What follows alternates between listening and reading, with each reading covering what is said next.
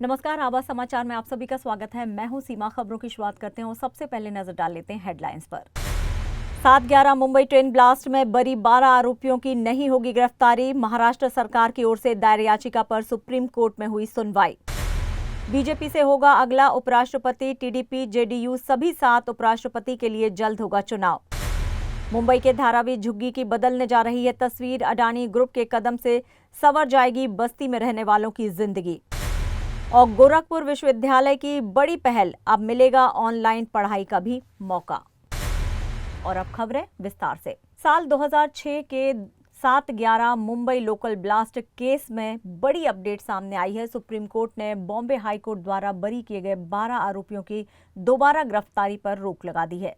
महाराष्ट्र सरकार ने high court के फैसले के खिलाफ सुप्रीम कोर्ट में याचिका दायर की थी, जिस पर गुरुवार को सुनवाई हुई। जस्टिस एम सुंदरेश और जस्टिस एन कोटेश्वर सिंह की बेंच ने साफ किया कि हाई कोर्ट के फैसले के बाद अब इन 12 को फिर से जेल नहीं भेजा जा सकता। उन्होंने ये भी स्पष्ट किया कि इसका असर मकोका के अन्य मामलों पर नहीं पड़ेगा। गौरतलब है कि 2006 में मुंबई की लोकल ट्रेनों में हुए सिलसिलेवार धमाकों में 180 से ज्यादा लोगों की मौत हुई थी और 800 से अधिक घायल हुए थे। लेकिन बॉम्बे हाई कोर्ट ने 21 जुलाई को फैसला सुनाते हुए कहा है कि अभियोजन पक्ष आरोपियों पर दोष साबित करने में विफल रहा है। बिहार में सियासी पारा फिर चढ़ा और इस बार मुद्दा है SIR मंच है विधानसभा का। और सीन में है नेता प्रतिपक्ष तेजस्वी यादव, जिन्होंने सीधे सीधे सवाल उठा दिया है, आखिर ये घुसपैठिए कौन है जिनका जिक्र बीजेपी कर रही है, जबकि चुनाव आयोग ने तो कुछ कहा ही नहीं। सदन में तो गर्मी थी ही, लेकिन सदन के बाहर भी महागठबंधन ने मोर्चा खोल दिया। काले कुर्ते में विरोध पोस्टर, बैनर और गूंजते नारे। SIR वापस लो से लेकर NDA हटाओ तक। तेजस्वी ने कहा, हमने गलती की हो तो माफी मांगते हैं, लेकिन बिहार की जनता के साथ गलती नहीं होने देंगे। और बीजेपी से पूछा, बिना आधार के घुसपैठियों का नाम क्यों ले रहे हो? तो क्या SIR अब सिर्फ वोटर लिस्ट रिवीजन नहीं बल्कि सियासी हथियार बन चुकी है? क्योंकि नीतीश कुमार अपने पुराने वादे पर कायम रहेंगे। और क्या बिहार विधानसभा के पास होगा SIR के खिलाफ प्रस्ताव? सवाल बहुत हैं, जवाब वक्त देगा। लेकिन फिलहाल बिहार की राजनीति में नया मोड़ आ चुका है, जहां हर बयान, हर विरोध सीधे असर डाल सकता है चुनावी समीकरणों। एशिया की सबसे बड़ी झुग्गी धारावी अब इतिहास बनने जा रही है और इसकी तस्वीर बदलने जा रही है। भारत के जाने माने उद्योगपति गौतम अडानी 11 अरब डॉलर के निवेश के साथ अडानी ग्रुप की real estate company Adani realty Dharavi का कायाकल्प करने जा रही है। 641 एकड़ में फैले इस इलाके को नया जीवन देने का प्लान अब जमीन पर उतर रहा है। ये सिर्फ एक रीडेवलपमेंट नहीं बल्कि एक ट्रांसफॉर्मेशन होगा, जिसमें 10 लाख से ज्यादा लोगों की जिंदगी बदलने का वादा है। इस प्रोजेक्ट के तहत modern housing, industrial hub, luxury apartments, school, college, अस्पताल और ग्रीन पार्क जैसे तमाम आधुनिक इंफ्रास्ट्रक्चर तैयार किए जाएंगे। इससे न सिर्फ लोगों को बेहतर जीवन मिलेगा बल्कि नए रोजगार भी पैदा होंगे। अडानी ग्रुप पहले से ही मुंबई में कई बड़ी परियोजनाओं पर काम कर रहा है, लेकिन धारावी का ये प्रोजेक्ट अब तक का सबसे बड़ा और चुनौतीपूर्ण प्रोजेक्ट माना जा रहा है। अंदाजा है कि इससे 14 अरब डॉलर का रेवेन्यू और 3 अरब डॉलर का शुद्ध लाभ अडानी रियल्टी को हो सकता है। DRPPL यानी कि Dharavi redevelopment project private limited में अडानी ग्रुप की 80% हिस्सेदारी है, जबकि 20% महाराष्ट्र सरकार के पास है। नवंबर 2022 में अडानी प्रॉपर्टीज ने सबसे ऊंची बोली लगाकर ये प्रोजेक्ट हासिल किया था। अब देखना ये होगा कि क्या ये मील का पत्थर सचमुच उन लाखों लोगों की तकदीर बदल पाएगा जो दशकों से धारावी की तंग गलियों में एक नई सुबह का इंतजार कर रहे हैं। सीवान के तरवारा थाना क्षेत्र में कावड़ियों से भरी पिकअप गाड़ी पलट गई, जिसमें 30 से 35 लोग गंभीर रूप से घायल हुए हैं। इसमें 7 लोगों की हालत काफी नाजुक बताई जा रही है। श्रद्धालु बाबाधाम देवघर में जल चढ़ाकर यूपी लौट रहे थे, तभी ये हादसा हुआ। गाड़ी का स्टीयरिंग फेल होने के कारण ये घटना घटी है। सभी घायल देवरिया जिले के रहने वाले हैं और सावन के पवित्र माह के चलते बाबाधाम जल चढ़ाने गए थे। घायलों को अस्पताल में भर्ती करा दिया गया है, जहां कुछ लोगों की नाजुक हालत बनी हुई है। हादसे में कई लोगों की हालत गंभीर बनी हुई है, जिसमें से एक व्यक्ति पिकअप में दब गया था। पुलिस ने बताया है कि ड्राइवर को नींद आने से ये घटना घटी है, लेकिन अभी तक स्पष्ट सही से नहीं हो सका है। पुलिस ने गाड़ी को जब्त कर लिया है। पूरे मामले की जांच शुरू कर दी गई है। इस हादसे में एक चाय बेचने वाला और एक बाइक सवार भी घायल हुए हैं।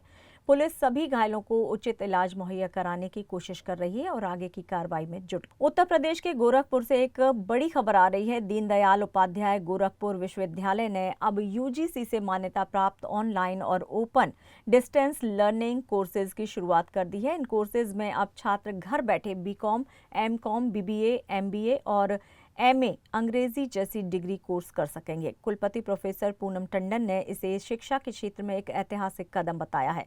कोर्सेज में इंटरनेशनल लेवल पर भी एडमिशन की सुविधा है। दुनिया के 245 देशों से छात्र इन कोर्सेज में नामांकन कर सकते हैं। छात्रों को इंटर्नशिप का विकल्प भी मिलेगा। इसी बीच विश्वविद्यालय के छात्रों ने यूजीसी नेट, जेआरएफ और पीएचडी की परीक्षाओं में शानदार प्रदर्शन कर गोरखपुर का नाम भी रोशन किया है। वहीं विश्वविद्यालय में ऑनलाइन काउंसलिंग की प्रक्रिया भी गुरुवार से शुरू हो गई है। 44 कोर्सेज में से 13 ऐसे कोर्स हैं जिनमें यूनिवर्सिटी और सहयोगी कॉलेजों में सीटें ऑनलाइन काउंसलिंग के जरिए भराई जाएंगी।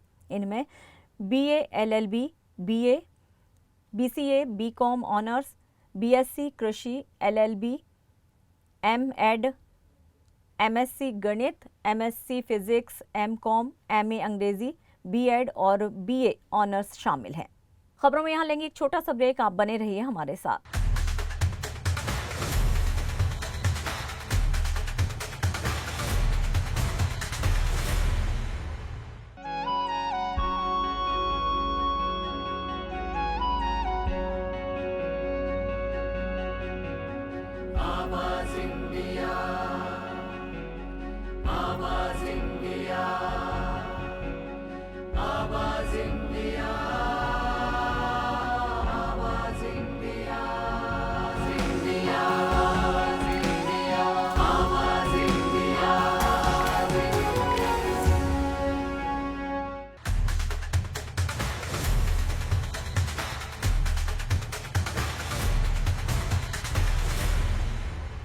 ब्रेक के बाद एक बार फिर से आप सभी का स्वागत है। बढ़ते हैं अपनी अगली खबर की ओर। संबलपुर सिटी रेलवे स्टेशन के निकट आज महिमा गोसाई एक्सप्रेस ट्रेन पटरी से उतर गई। हालांकि इस घटना में कोई यात्री हताहत नहीं हुआ है। ट्रेन कोलकाता से संबलपुर जा रही थी जब ये हादसा हुआ।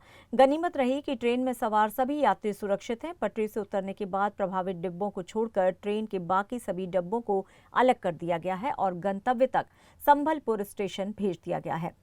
पूर्व तट रेलवे के अधिकारियों ने बताया है कि ट्रेन संख्या 20831 महिमा गोसाई एक्सप्रेस के एक सामान्य डिब्बे की एक ट्रॉली पटरी से उतर गई। इस घटना की जांच के लिए रेलवे अधिकारी घटनास्थल पर तुरंत पहुंच गए। डीआरएम सहित अन्य अधिकारी यातायात की शीघ्र बहाली की निगरानी कर रहे हैं और घटना के बारे में पूछताछ की जा रही है। नमस्कार, आवाज इंडिया में आप सभी का स्वागत है। मैं हूं सीमा। रूस से इस वक्त एक बड़ी और दुखद खबर सामने आई है। चीन की सीमा के पास रूस के अमूर क्षेत्र में एक यात्री विमान दुर्घटनाग्रस्त हो गया है। ये AN-24 ट्विन टोर्बोप्रॉप विमान ब्लोगोवेशचेंस्क से टेंडा के लिए रवाना हुआ था, लेकिन 570 किलोमीटर की इस उड़ान के दौरान बीच रास्ते में ही एयर ट्रैफिक कंट्रोल से इसका संपर्क टूट गया। विमान में 50 से ज्यादा लोग सवार थे, जिसमें 6 क्रू मेंबर्स भी शामिल थे। प्रारंभिक रिपोर्ट के मुताबिक हादसे में सभी के मारे जाने की आशंका है। हादसा जिस इलाके में हुआ वो बोरेल जंगलों यानी कि टेडा से घिरा हुआ है, जहां पहुंचना बेहद कठिन है। इस वजह से रेस्क्यू ऑपरेशन में भी भारी दिक्कतें आ रही थी। रूस की आपातकालीन सेवाएं मौके पर राहत और बचाव कार्य में जुटी हैं। हादसे की जांच शुरू कर दी गई है और ब्लैक बॉक्स की तलाश की जा रही है ताकि हादसे के असली कारणों का पता लगाया जा सके। देश भर में एक बार फिर से मौसम का मिजाज बिगड़ गया है। दिल्ली, मुंबई, उत्तराखंड और महाराष्ट्र समेत कई राज्यों में बारिश ने लोगों की मुश्किलों को बढ़ा दिया है। राजधानी दिल्ली में यमुना का जलस्तर खतरे के निशान तक पहुंच गया है। हथनी कुंड बैराज से लगातार पानी छोड़ा जा रहा है, जिससे कई निचले इलाकों में पानी भर गया है। प्रशासन ने रेड और ऑरेंज अलर्ट जारी कर दिया है। मुंबई में भी भारी बारिश से सड़कों पर पानी जमा हो गया है। ऑफिस टाइम में ट्रैफिक की रफ्तार थम गई है और लोकल ट्रेन सेवाओं पर भी थोड़ा असर दिखाई दे रहा है। उत्तराखंड और हिमाचल प्रदेश में लगातार बारिश से भूस्खलन और बादल फटने की घटनाएं हो रही हैं। एहतियातन स्कूल बंद कर दिए गए हैं और कई सड़कें बंद हैं। स्काईमेट के मुताबिक अगले 24 घंटे में दिल्ली, बिहार, यूपी, कर्नाटक, गोवा, राजस्थान और तमिलनाडु समेत कई राज्यों में हल्की से भारी बारिश हो सकती है। फिलहाल प्रशासन अलर्ट मोड में है, लेकिन मौसम की मार से जनता बेहाल है। आपको सलाह है कि मौसम अपडेट पर नजर बनाए रखें और बिना जरूरत के घर से बाहर ना निकलें। भारत और चीन के बीच रिश्तों में जमी बर्फ शायद अब फिर एक बार पिघलने लगी है। 5 साल बाद भारत ने चीनी नागरिकों को फिर से टूरिस्ट वीजा जारी करना शुरू कर दिया है। 2020 में कोविड और लद्दाख सीमा विवाद के बाद ये प्रक्रिया रोक दी गई थी।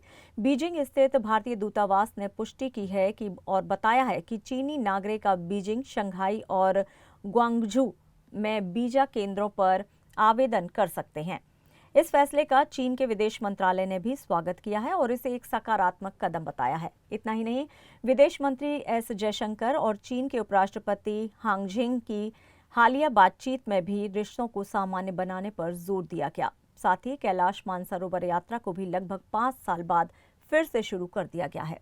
क्या भारत और चीन के रिश्तों में आई दूरियां अब कम होंगी? यही है आज का सबसे बड़ा सवाल।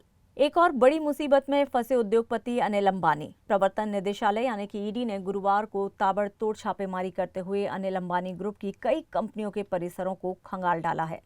कार्रवाई सिर्फ यही नहीं रुकी, यस बैंक पर भी जांच एजेंसी ने शिकंजा कस दिया है। धन शोधन निवारण अधिनियम के तहत ये बड़ी कार्रवाई की गई है। सूत्रों से मिली जानकारी के मुताबिक मुंबई और दिल्ली में 35 से ज्यादा जगहों पर रेड डाली गई है, जिसमें 50 से ज्यादा कंपनियों और 25 से ज्यादा व्यक्तियों के नाम शामिल हैं। जांच का फोकस 2017 से 2019 के बीच दिए गए यस बैंक के 3,000 करोड़ रुपए के लोन और डायवर्जन पर है। ईडी को शक है कि इस लोन की रकम का इस्तेमाल गलत उद्देश्य के लिए किया गया है। इस पूरे मामले में कई बड़े नामों की मुश्किलों में फंसने की आशंका जताई जा रही है। फिलहाल आवाज समाचार में इतना ही, लेकिन आप देखते रहिए आवाज इंडिया। नमस्कार।